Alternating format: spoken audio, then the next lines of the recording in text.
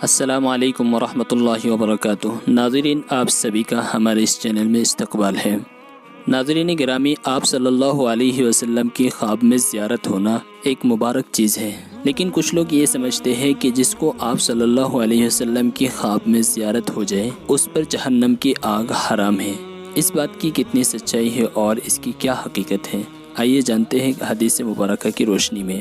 حدیث شریف میں ہے کہ جس نے مجھے خواب میں دیکھا اس نے مجھ ہی کو دیکھا، کیونکہ شیطان میری شکل میں نہیں آ سکتا۔ اس حدیث سے پتہ چلتا ہے کہ حضرت صلی اللہ علیہ وسلم کی زیارت خواب میں ہو جانا مبارک ہے، مگر اس کو بزرگی کی دلیل سمجھنا یہ بات صحیح نہیں ہے۔ اس حدیث میں اس کی کوئی دلیل نہیں ہے۔ اصل چیز تو بیداری میں حضرت صلی اللہ علیہ وسلم کی سنت کی پیروی ہے۔ جو اتباع سنت کا اہتمام کرتا ہو وہ انشاءاللہ مقبول ہے، اور جو شخص سنت نبی صلی اللہ علیہ وسلم سے منحرف ہو اور آپ صلی اللہ علیہ وسلم کی سنت پر عمل نہ کرتا ہو وہ مردود ہے، خواہ اس کو روزانہ زیارت ہوتی ہو، اس کے لیے شفاعت بھی ضروری نہیں ہے۔ یہ بات آپ کے مسائل اور ان کا حل جلد نمبر 1 صفحہ نمبر 92 میں لکھی ہوئی ہے، آپ خود جا کے دیکھ سکتے ہیں۔